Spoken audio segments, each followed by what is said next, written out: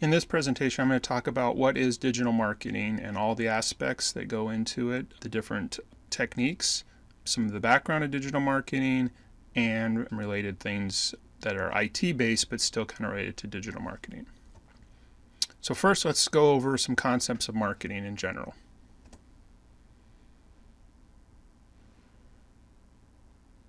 First, what is traditional marketing, so we can compare it to what digital marketing. There are basically three main types of traditional marketing. The first would be print. This would be things like newspapers, magazines. The second would be broadcast. This could be TV or even radio.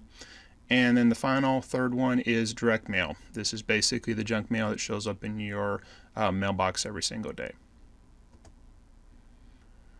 So why is digital marketing better than traditional marketing? Well, first, it is focused on the customers. Unlike traditional marketing, for example, a TV show or a radio, just because you're on it doesn't necessarily mean your customers are listening.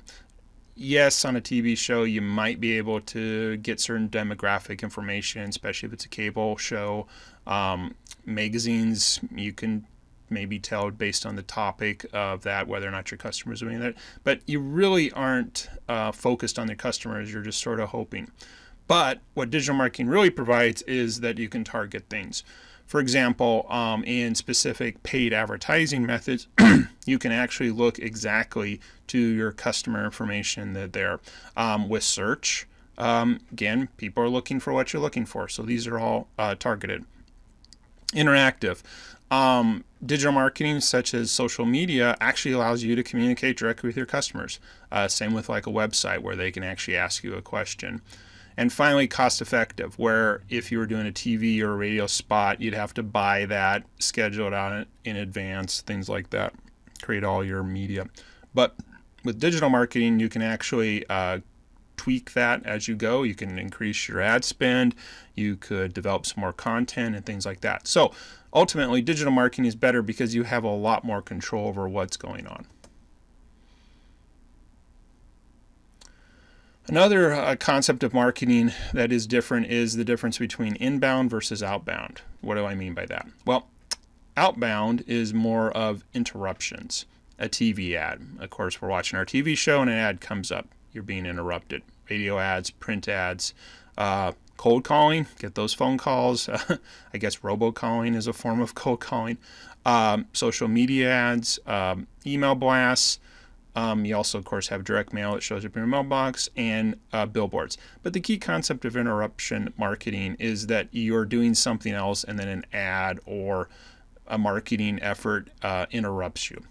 On the other hand, permission-based marketing is when you're out actually looking to find something and or will give your permission to get future information. So for example, you might be searching and you're reading a blog and then they ask you if you'd like to sign up for their newsletter. You're watching YouTube and other videos show up. You may or may not have signed up for a webinar where it's a online-based training that you actually wanted to see. Websites, again, you're searching for different information. The whole concept of search engine optimization is, again, you're looking for information and then the search engines provide that information back to you. Keyword targeting. Keyword targeting basically is the idea that we can look to present information when people are searching for specific things. Landing page, again, people are landing on a specific page of our website. We're offering them something, again, how all these relate to permission-based marketing. And finally, email marketing, when someone says, yes, I'd like to receive some of your email, and then we send out either a newsletter or some other email campaigns like that.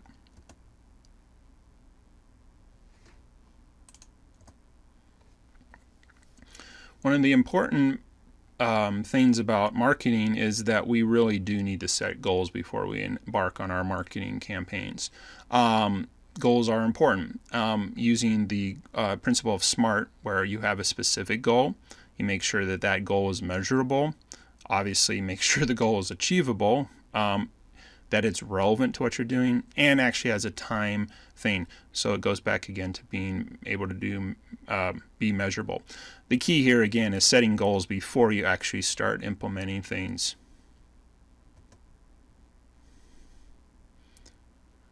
One of the most important concepts of marketing is that you actually target your audience. Unlike traditional marketing, where we're doing more broadcast, think again of a TV or radio, you can actually look at specific audiences you want to do and then find the appropriate digital marketing technique that allows you to do that. Targeting your audience involves two things. First is just doing market research, gathering information about what your customers may need or their preferences. There's also this concept that really helps with your digital marketing or marketing in general is what's called a buyer persona. Basically, this is a semi-fictional representation of what your ideal customer could be. This could include demographic information, location information, habits, things like that, that help you actually keep in mind who you're actually looking to market to.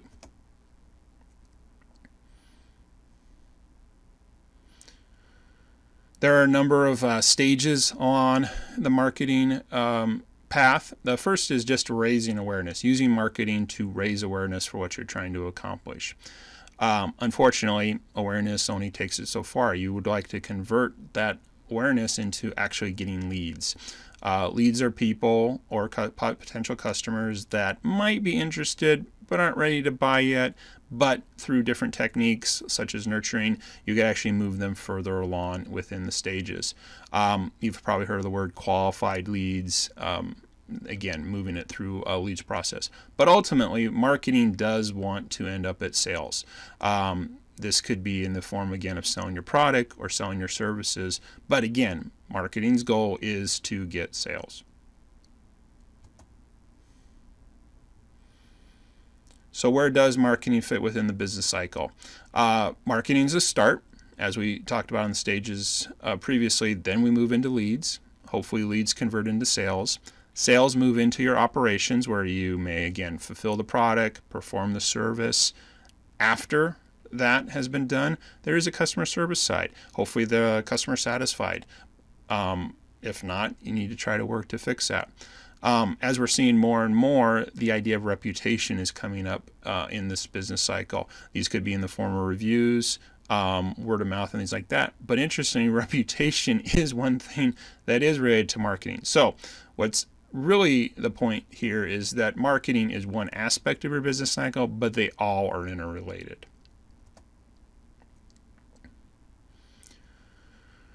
When you're actually looking at a specific part of marketing advertising, it is important to link about your actual advertising message.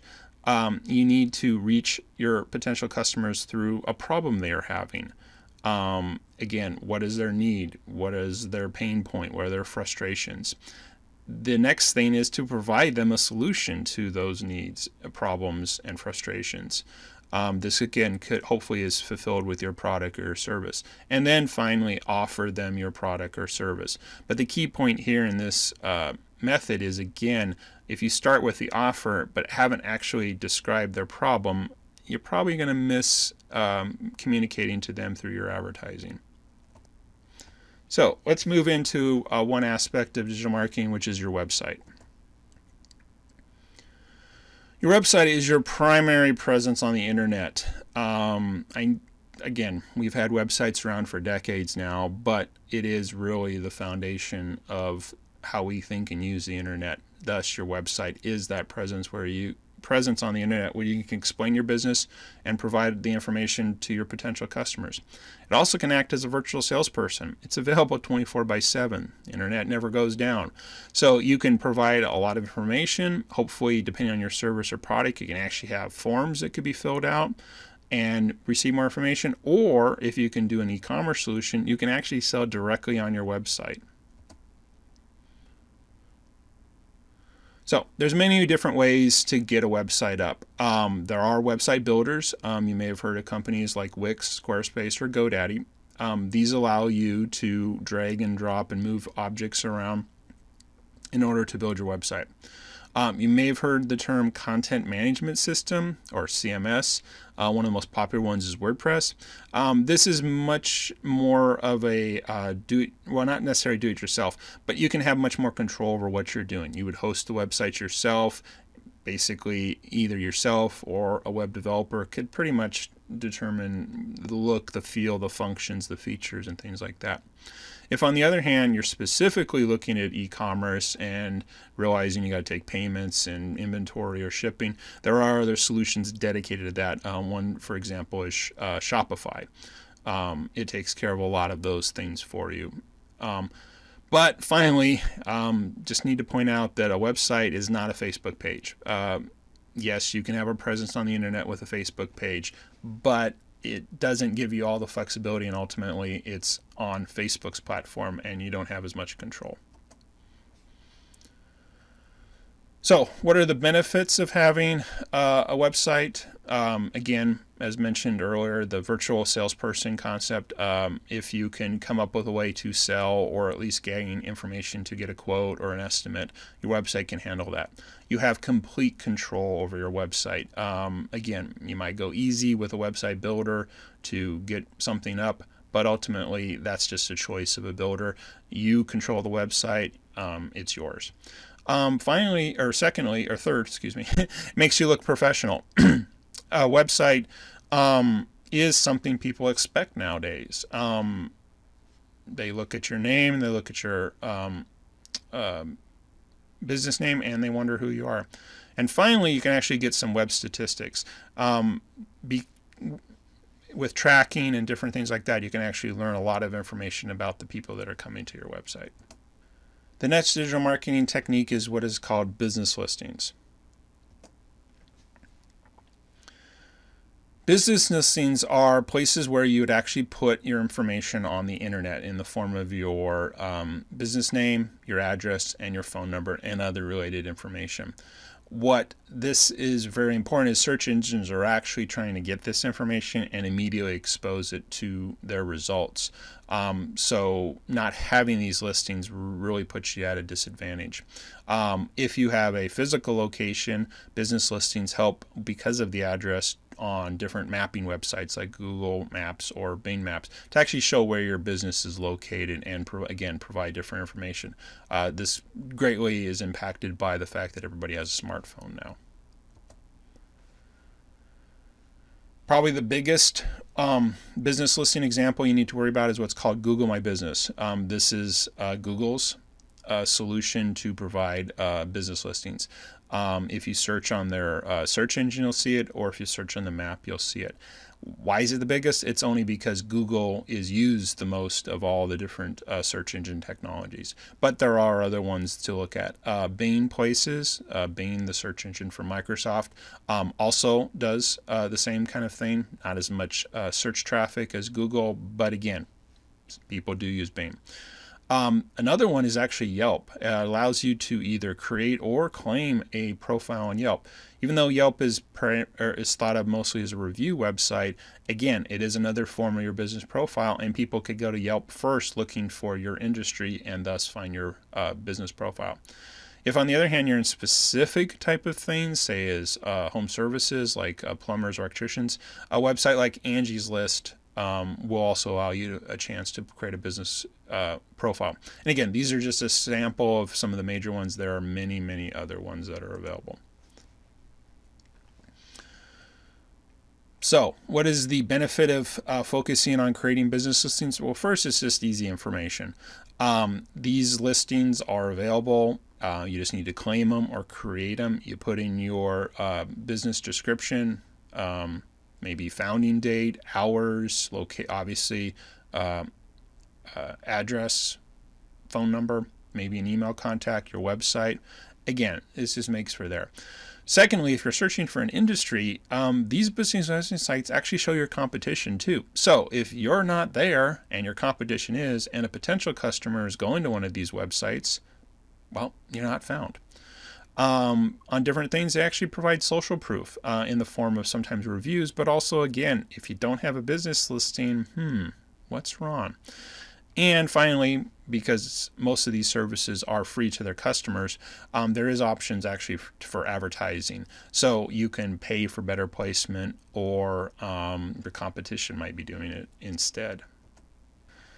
The next digital marketing technique we'd like to look at is paid advertising.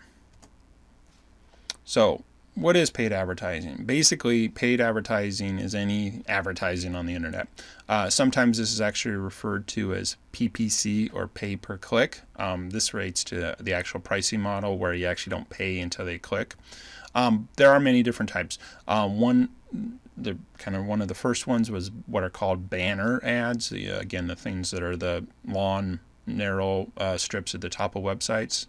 They're now actually more referred to as display ads, but they can also be different forms depending on the medium. So for example, it could look like a Facebook post or a promoted tweet if it's on a social media network. One of the ones that many people use for paid advertising is actually Google search. If you've ever noticed in a Google search result, when you type in a term, sometimes you'll see results at the top with little small indications of the word ad. Those would be a form of paid advertising. People are paying to be placed there at the top of the Google search. Facebook ads is another example. These are actual ads that look like a Facebook post and actually show up in your Facebook feed. Google Display is a way to have those banner ads or other ads show up on different websites or even on YouTube. And many other platforms have their own ad technology. So this could be social media. Other specific sites like Yelp or Angie's List also provide opportunities for paid advertising. The benefits of paid advertising is you can directly show your content in front of possible customers. With Google search, you're actually putting ads that show when people are searching for specific terms. For display, you're actually showing your ad based on different demographic information about those people. And that way, again, they're targeted. You can actually look to have your ad show up for either specific keywords, profiles of the people that are logged in. One of the other benefits related to search in particular is you can be at the top. People click on the top results. It's just one of those things that they've tested. And when your screen gets even smaller, for example, on a smartphone, you may not even scroll down to the other search results. And lastly, one of the big benefits is flexible budgets. Unlike other traditional advertising things where you'd have to set a budget, wait for a target date and things like that, you can change your budget almost instantaneously, stop ads, start ads, increase your budget, reduce your budget. The next digital marketing technique we'd like to go over is conversion rate optimization. So what is conversion rate optimization? Basically, it's a process that looks at the different conversions that could occur within your business and find ways to optimize them. What are some examples? Well, as we talked about the business cycle, you can start with leads. How many of your leads are actually converting from your marketing efforts? So, for example, let's say you have put a paid ad out. Did that paid ad actually result in a lead? That's a conversion you can look at. Sales. This is where how many leads actually convert to sales. So once you've got through marketing, got your lead, now you're looking at your sales. How many sales were directly a result of specific leads? There are some physical ways that this can be accomplished. One would be putting a form on your website. This way you can capture customer information. Again, this could be in the form of a get a quote or get an estimate and things like that. If you're not using a website, but you get a lot of information through phone calls, you may actually want to look at setting up a call tracking system in order to provide some of that information on where those phone calls are coming from, that you could actually, again, look to see how your conversions are going with your phone calls. The benefits of conversion rate optimization, first of all, with things like website forms, is you don't have to have any involvement. These are systems that can be automated through marketing into leads, into actual sales. The beauty of all of this is that every step of the way can provide data for how your sales cycles and sales flows are working, and actually provide information to go back and see where you can improve it, hence the optimization. One other way is you can do this through improving your customer education. Because you have this data, you can actually look at different things your customers may be asking for or having problems with, and again, help them answer questions that may help them convert better. And finally, again, you're able to provide a lot of customer information through this entire process.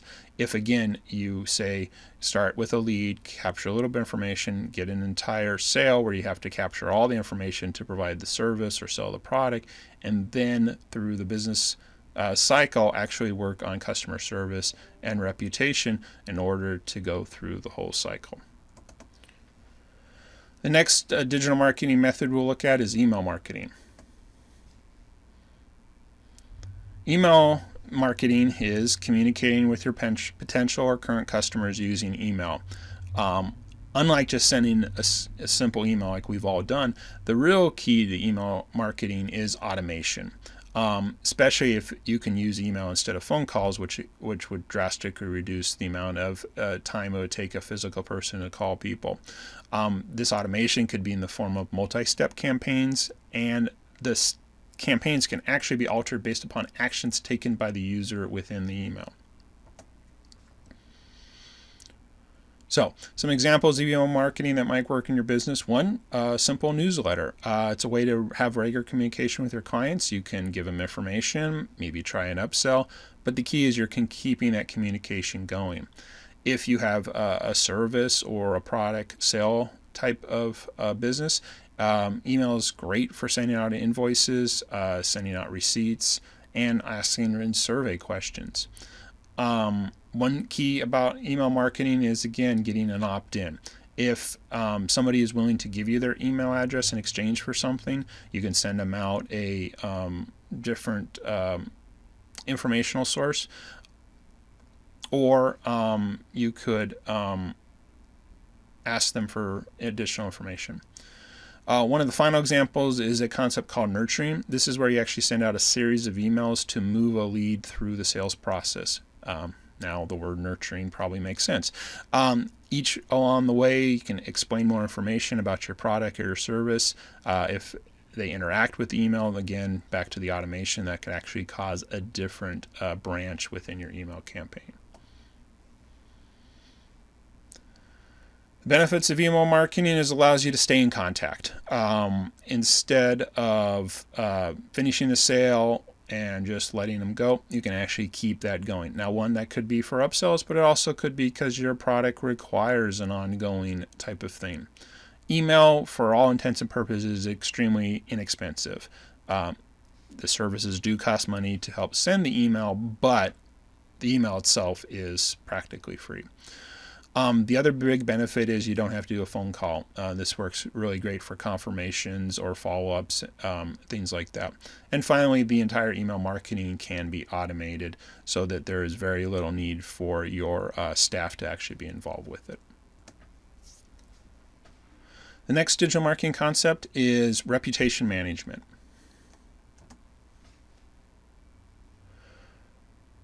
Reputation management is basically how your company looks on the internet based on reviews. What are reviews? Reviews are the new word of mouth. Before, you would ask a friend or a coworker, hey, have you heard about that company, or have you heard about that product? Now, many different ways on the internet we can find reviews about a product or a service or a company. Some examples of this, probably the most popular one is Yelp. It's a website dedicated to reviews, mainly for local businesses. There are also specific websites dedicated to things like home services. Those would be things like Angie's List or Home Advisor. They, again, provide different types of review. Google, actually, as part of their business listing, the Google My Business profile, have actually now integrated reviews within that system. And additionally, if you have a Facebook page, Facebook has also integrated reviews within that Facebook page for your company.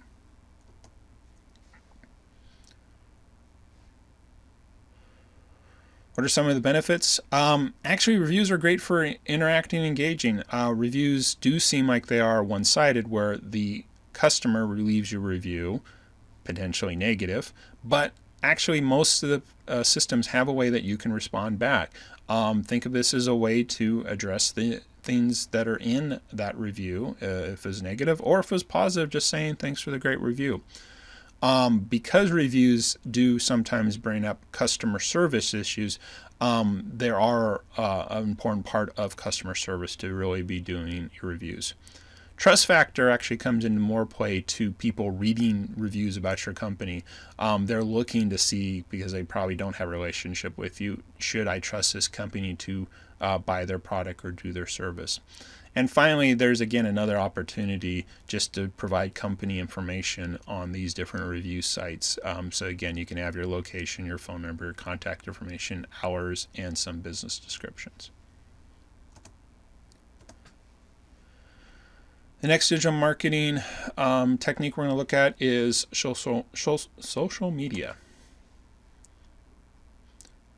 So basically, what is social media? It's communities that are of people sharing information. This is a new way. The internet has allowed for these different communication methods. Started out with social media being person to person, but actually companies have now come on, and it's a way to actually interact with your customers, but it's also a way to humanize your business so that you can actually put quote unquote real people behind your business on social media. Some different examples of social media. The big one, of course, is Facebook. Instagram, it's more dedicated images and video, but again, companies can join Instagram. Twitter, it's a social network predominantly of short messages with images and some videos. But if you're focused more on a business communication, social network like LinkedIn might actually help. It does also have a kind of a job seeker component to it. So what are some of the benefits of social media? It is a new way, but it's one we need to embrace. People are using it. Business companies are showing up on social media, and people are expecting this kind of two-way interactions. It can definitely help increase your brand awareness by having an active social media profile. It again humanizes your business by responding directly to people. And if used correctly, you can actually use social media to increase your website traffic because most of these social networks aren't going to have very elaborate ways to communicate your business and its services or products, but usually have the way to link back to your website. The next digital marketing method we're going to look at is search engine optimization, or SEO. Basically, this is the process by which relevant content on your website can be ranked higher in a search engine result. Again, search engine, you're going to look to find information. Optimization, putting the information together to try to make it more relevant to that search. Ranking is the position of your website compared to the other results. So what are some examples of search engine optimization? First, Google, because most people just search on Google. So a lot of the techniques are there. Google's been doing search engines for the longest, and so most people look to optimize for that. But Bing is another second largest search engine, actually powers Yahoo's search results too. So it's not something to completely forget about. There is actually a part of the Google search results that are specifically related to local businesses, sometimes called a snack pack. These are usually related to a map listing of where you're currently located. And actually, finally, one example of taking into account search engine optimization is the fact that a lot of the search engines do show paid results above the normal organic search results. So pay per click actually does have an impact on search engine optimization also. So what are some of the benefits? It has been shown that people click on higher ranked results on search engine results than lower. Few people actually go off the first page of search engine results. Because you're competing with your other companies in your industry, ranking above them does matter as far as who gets those clicks. Ultimately, though, the search engines are trying to provide what are more relevant results. So if you can help by optimizing your content on your website to be more relevant, then the search engines reward for that. And finally, there is no cost. Now, that's not exactly true. There's no cost to rank higher in a search engine. There's cost to do the processes to optimize your site. But again, there's no direct cost as the difference from a paid per click or paid advertising campaign. The next digital marketing technique is what is called content marketing. So what is content marketing? Content marketing is really creating content that is targeted to a specific audience. That content can take many formats, from text to images to audio or video.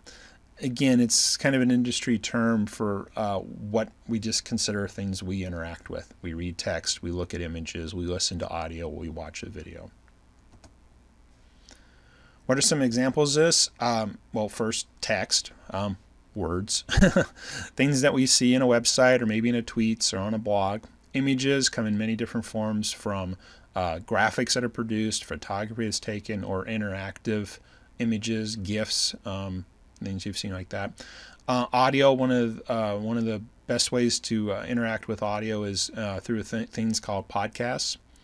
And finally, video, probably where most people get involved, so things like YouTube. But again, these could also be in the form of videos that provide training or going live, just putting a live video up on a different social network. What are the benefits of content marketing? If you provide the right content that your audiences are looking for, they'll want to interact with your content. Providing this content and in different volumes of it actually shows to search engines and people in general that you have authority in that subject, and provides more credibility to your purpose for why you were creating the content. Because you have more content, it can generate more traffic to your website and other different things. And ultimately, this content may help in the buying process because you've explained your service or your product, even though you didn't exactly give them an offer or try to sell them on something immediately.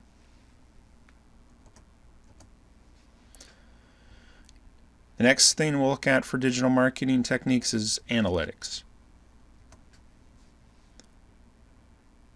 So what are analytics? Analytics is basically looking for meaningful patterns of data that then helps you make decisions. This data can be almost anything within your marketing or business processes. Some examples of analytics for marketing would be information that you might find on your website, data that comes through your paid advertising campaigns, and information that might come from your business listings that drive traffic to different points. Again, leads, these are your potential customers. There's many aspects of the lead process that would have data that you can then look at to analyze. Sales, the actual customers you have, you're going to get a lot of information from your sales, customer information, services, products sold, timing, things like that. And finally, your operations, the fulfillment of the processes, your services or your products will have a lot of data there too. So how can analytics provide benefits to your company? One is by first recording it. Again, setting up systems or processes to have this information, but once you record it, you can actually look at it. All this data can then be put into reports that shows different data characteristics and things like that. But the real key is when you record it and you put in a report and you look for the relationships of how that data relates to other parts of it. Because then finally, from these relationships and all the data, you can actually make decisions in your business to improve, change, or get rid of different processes that actually aren't accomplishing your goals. Digital marketing does have some related IT systems that will greatly help in your digital marketing efforts. The first is actually email hosting. Seems very simple, but your email address does actually matter. If you have a website with your companyname.com, but you don't have an email address that relates to it, it kind of seems a little off. It's easy to set up a Gmail account, or it's easy to set up an Outlook.com. But again, you have a website, why not have email related to it? Email hosting is available using your actual company name or your domain name through Google. So you can have basically a company Gmail account, or Microsoft through their program Office 365. Another thing that greatly helps your digital marketing efforts is a customer relation management system, or a CRM.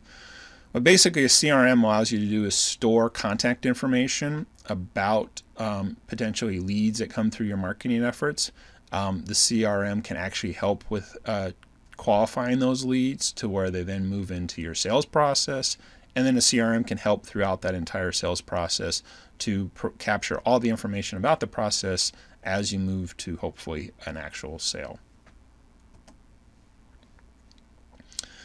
Line-of-business solutions actually are the things that are much into your operational aspects, but they allow you to store a lot of your business processes, for example, work orders, invoices, and payments. These can actually be linked back to your CRM. Without having one of these systems, there's really no way to see or measure all the data that's inside your business. You just don't have it anywhere.